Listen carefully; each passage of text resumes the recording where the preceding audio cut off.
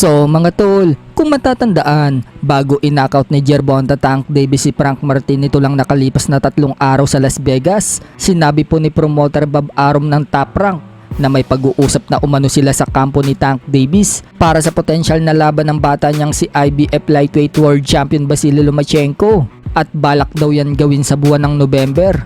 So dahil panalo po itong si Tank Davis kay Frank Martin, mukhang tuloy na po ang negosasyon na magkabilang kampo. Wika kasi ni Bob Arum, ire-resume na umano niya ang negosasyon sa next week para maikasa na ang bigating laban na yan. Kikita nga daw na malaking pera ang laban na yan. Tanong ngayon ng karamihan mga tol, kaya daw kayang i-outbox ng 36 anyos na si Lomachenko itong mas batang si Gervonta Tank Davis na may edad pa lang na 29? O kaya daw bang patulugin ni Tank Davis si Lomachenko na hindi pa nakakaranas man-knockout sa buong karera niya sa professional boxing? Bagamat po kasi may 3 talo na itong si Lomachenko, lahat po ng naging talo niya mga tol, puro sa desisyon lang. Pero mukhang tiwala itong si Bob Arum na kayang-kaya ni Loma na umabot ng desisyon at makuha ang panalo sa puntusan. So ano sa tingin nyo mga tol? Sino kaya ang mananalo sa dalawang yan? Para sa atin naman mga tol, kapag kinaya ni Lomachenko yung suntok ni Tank Davis, may pag-asang makuha ni Lomachenko ang panalo sa desisyon. Pero kapag hindi kinaya ni Lomachenko ang lakas ni Tank Davis, delikado si Loma. Pero nakadepende pa din yan mga tol sa paghahanda nila. Sa boxing kasi mga tol, pwedeng maganap yung minsan na hindi mo inaasahan.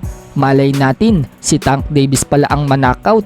At malay din natin, manalo din itong si Tank Davis sa puntusan, hindi lang sa knockout. Sa kabilang banda naman mga tol, may laban na naman ulit ang Pinoy na si Romero Duno.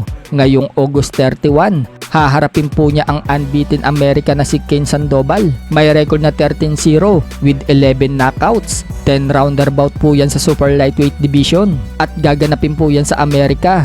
So mula lightweight division, aakit na nga po ng super lightweight itong si Duno. Kung matatandaan, nitong January lang, lumaban si Duno sa Mexican na si Antonio Moran kung saan natalo siya sa 6 round knockout.